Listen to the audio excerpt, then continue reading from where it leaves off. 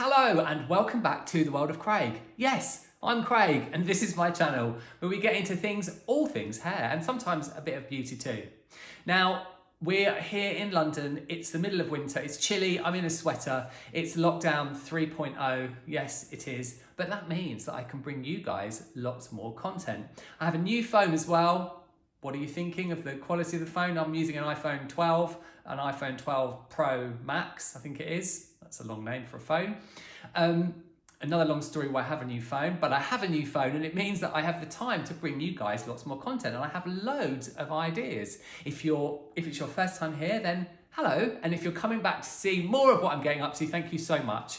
If you enjoy what you're about to see, you know what's coming. If you enjoy what you're about to see, please make sure you're subscribed and give this video a like because it lets me know what you guys want to see here on my channel. Without further ado, that was quite long. Without further ado, let's get into an intro. So what exactly are we going to get into in this video? Well, grey coverage. Yes, grey coverage. Without doubt, that's a lot of what we do in salons. Certainly for me, about 40% of what I do in salons grey coverage, and people are living longer, which means they're going to have more grey hair, etc, etc. Now, whenever I do a Q&A live, hair colour Q&A live on my Instagram, which if you haven't checked it out, it will be here on the screen. I'll link it down below. Please go and have a look at Instagram. It's full of lots and lots of free education, all for you guys, all for you to have a look at and hopefully take something away from and make it your own. But whenever I do one of those lives, I always get questions on grey coverage. So I'm going to share my insight and some top tips with you guys. Let's get into the video. Now let's start off at the beginning. And the beginning is really what kind of coverage your client wants. Now, as far as I'm concerned, my client base are around my kind of age because you tend to build a client base when you're a younger stylist and then they stay with you and kind of grow up with you if you like. I have clients of all ages, as I'm sure you guys do watching this now, but you do tend to find that clients kind of stay with you. Hopefully, that's what we want. We want clients to be loyal. But when it comes to grey coverage and to people going grey or with grey hair, I think clients fall into two categories. Yes, two.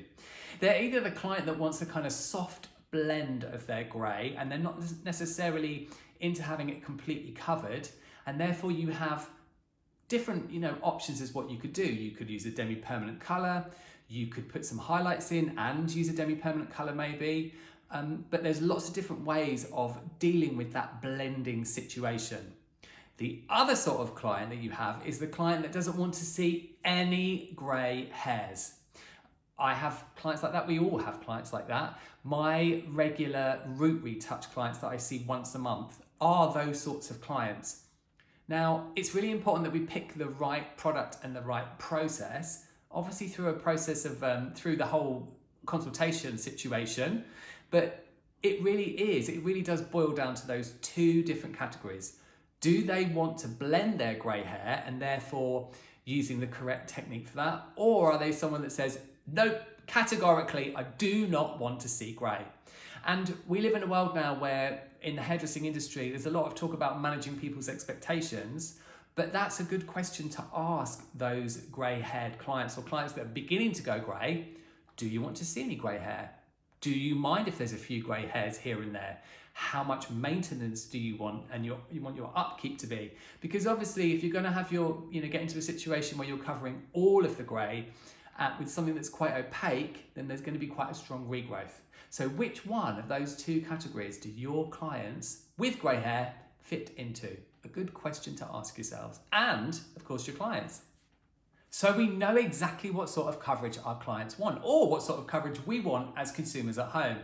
Now, this is possibly the most important part of all of this, I would say is the most important part, and that is to follow the manufacturer's instructions, guidelines for processing times with whatever product that you're using, whether it's a demi or a permanent colour. Now, why is that? Why is this so important? Well, when you're blending or covering grey hair, okay, it generally means almost 99.9% of the time that you're going to be mixing a colour-based product with a catalyst, which is normally peroxide or contains peroxide. You mix the two together and that gives you the energy, love that, all the hands. I should be wearing a little white coat right now, Mr. Lab Technician. That gives the colour the energy to go in and to deposit its pigment. If you imagine that this is the surface of the hair, you've got that product that is mixed with the catalyst and it goes into the hair and lays down its pigment and tone. Now, and it gets locked into the centre of the hair, if you like. It gets kept into the centre of the hair, and that's how permanent colour works, and some demi-permanent colour that sits just under the cuticle. It's a very similar process. Now, if you don't follow manufacturer's instructions, what you can find is that you don't get grey coverage. A lot of permanent colour, for example, it deposits its tone within the last 10 to 5 minutes of its processing. So you may have clients that you've been colouring their hair to cover their grey and you're not getting the tonal value of what you have in your formula. It might be too warm, or it might be cooler than you expected, or it might, like I was saying before, it might just on those stubborn grey hairs not be covering. So the first place I would look at if you're struggling with grey coverage is to look at that processing time and to always follow manufacturer's instructions. Here's a little bit of like a little side note as well.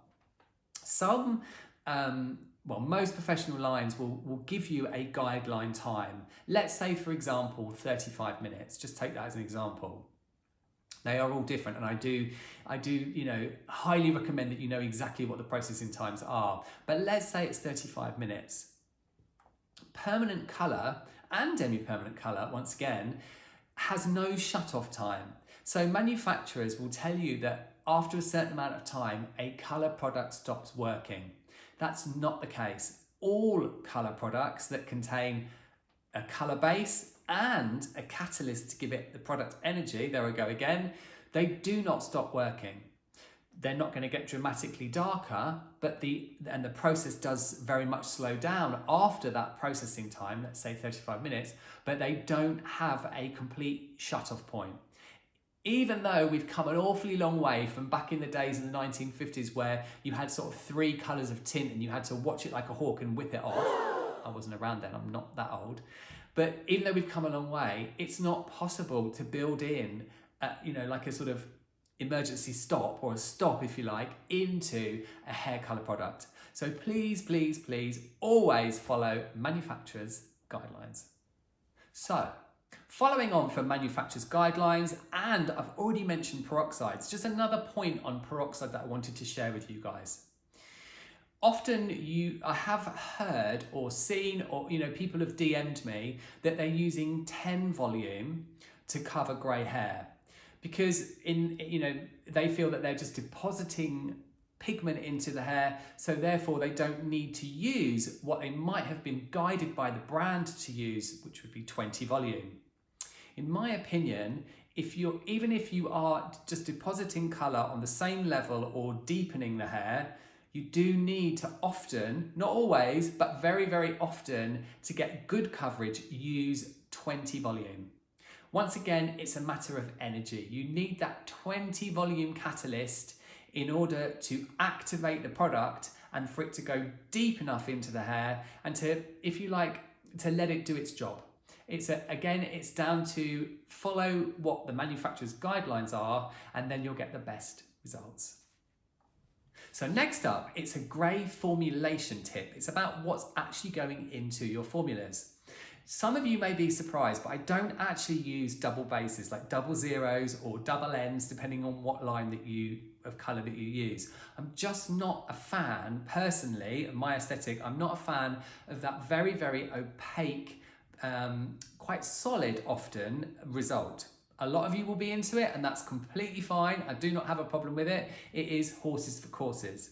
But I found over the years, over the 30 years that I've been colouring hair, and I've been told by lots of people who I hugely respect along the way, that work for different colour houses, that the inclusion of some gold or some kind of neutral warmth, so it doesn't actually have to read as being very warm, but something that is gold and reflective will actually help that grey to cover better. So for instance, if I take a regular client of mine whose formula springs to mind, the lovely Shona, big up to Shona, Her formula is mainly neutral, but then it has 10% of the actual formula has some gold reflect. The way that, without getting too technical, but the way that gold pigments are carried into grey hair, they actually help to transport everything else into the hair, giving you a reflective result, but also covering the grey. So you may be a fan of the double ends or the double bases, but if you're not and you want to try to get extra coverage, try a little bit of warmth in your formula. So on to something that might seem quite simple, but it is, again, super important, and that's the amount of product that you're using when you're applying the tint to cover grey hair. We have these formulations that we have at our fingertips, whether we're in salon or at home. They are so technologically advanced and so much formulation and so much groundwork goes into them. But if you don't apply enough product, you won't get full saturation, and there are chances, there's every chance that you won't get great coverage. I would say that between 60 ml and 90 ml is about the amount that I would use for a global regrowth application of about a month, depending on obviously what brand. Some brands go slightly further than others, if you like, and depending on how thick the hair is. But it is really important that each section of hair is really saturated. Here's another little top tip. If you've got somebody who perhaps plucks the odd grey hair out or has some hair that's quite textured and is really quite resistant, I often use little end papers, little perm papers or bits of tissue, and just very gently lay those where the hair is a bit more stubborn. Sometimes I do it on my own sideburns. And that makes sure that there's even saturation and that the hair is very well saturated, and that makes sure that you will get your coverage. But always apply plenty of product.